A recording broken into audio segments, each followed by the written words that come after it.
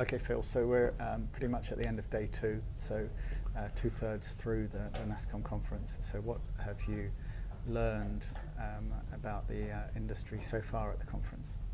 I think Nasscom Leadership Forum that takes place every February in Mumbai is a really interesting focal point for the IT and the software and services industry in India.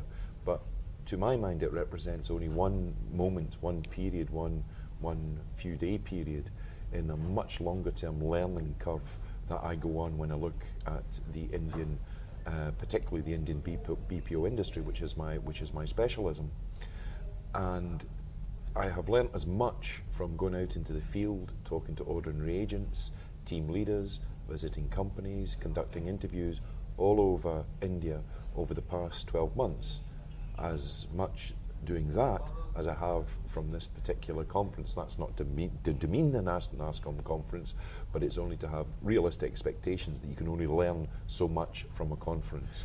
One of the most insightful sessions that I attended at this conference was when Noshir Kaka of McKinsey did a session yesterday which was more or less a summation and an overview of the situation of the Indian industry. And he does this from a vantage point of great knowledge of the industry. In fact, McKinsey published the influential reports in the industry, in the Indian industry in 1998 and 2002, 2005, very close to Nasscom. And therefore, I mean, what Kaka and McKinsey say is obviously to be taken seriously. Now, on this occasion, rather than just simply reinforcing the messages that came from previous reports, it was more or less an open session in which Noshir Kaka invited the audience to interject and to make comments about some of the evidence that he was presenting. And for once, there was a sense of real, genuine enlightenment and debate at a conference session. For example, Kaka introduced his session by saying that there were clearly difficulties, that sometimes the financial case for offshoring BPO was not wholly proven if one looked at the evidence they had, and also believed that the messages that perhaps McKinsey had been prioritising for a couple of years were not those that companies themselves thought were most important.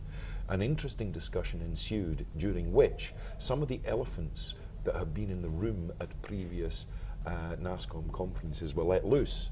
And the big elephant for me has always been the issue of attrition in Indian BPO, because attrition, not so much of what it itself is, but for what it reveals about the state of the labour market, churn, the growth of the industry, overheating, the supply of labour and so on, is a touchstone point and has been perhaps a crucial issue in the Indian BPO industry for many years. There was a fairly frank discussion about it this time in which people admitted that there were difficulties.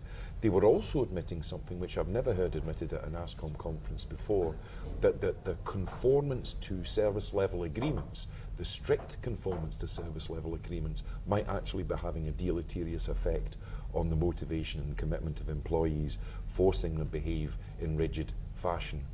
I made a contribution at this session to that effect, and was followed by a number of speakers from the floor who essentially agreed with me, saying that for India to develop its BPO expertise and for it to continue to grow, this would mean that agents would have to have more room to breathe, should not be as heavily targeted as they have been, should have career structures with companies and so on and so forth.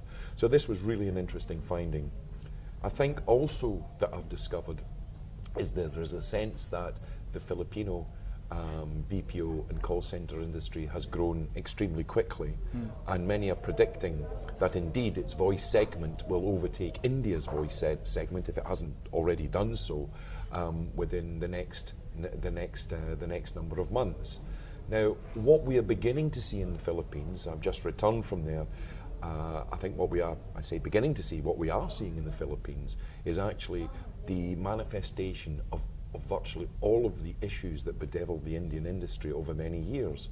High attrition, job hopping, tight labour markets, and in the Philippines the labour pool is far, far thinner and lacks the ability to scale up in the way that it is possible to do so in India. So just at the time when the Philippines appears to be taking off, as a voice location, so too it seems to be running into the problems of labour supply that fundamentally affected the Indian industry over a number of years. So we have this fascinating, almost paradoxical situation of the two leading countries for outsourced BPO having problems in relation to the labour supply, but still remaining head and shoulders above everybody else. One other thing that emerged from this conference was that countries like South Africa, which for many years had been touted as serious players, potential serious players in the BPO market, are negligible players. For example, it was admitted at the session today that perhaps only 10,000 are employed in international facing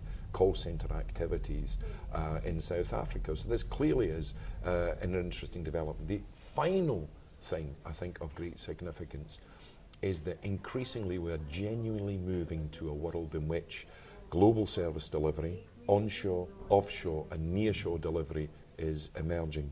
And the onshore or nearshore attractions of some countries, I would say Scotland because I'm from there, but of Scotland, who can provide high quality BPO, multilingual capacity and so on in this mix of different locations is extremely important.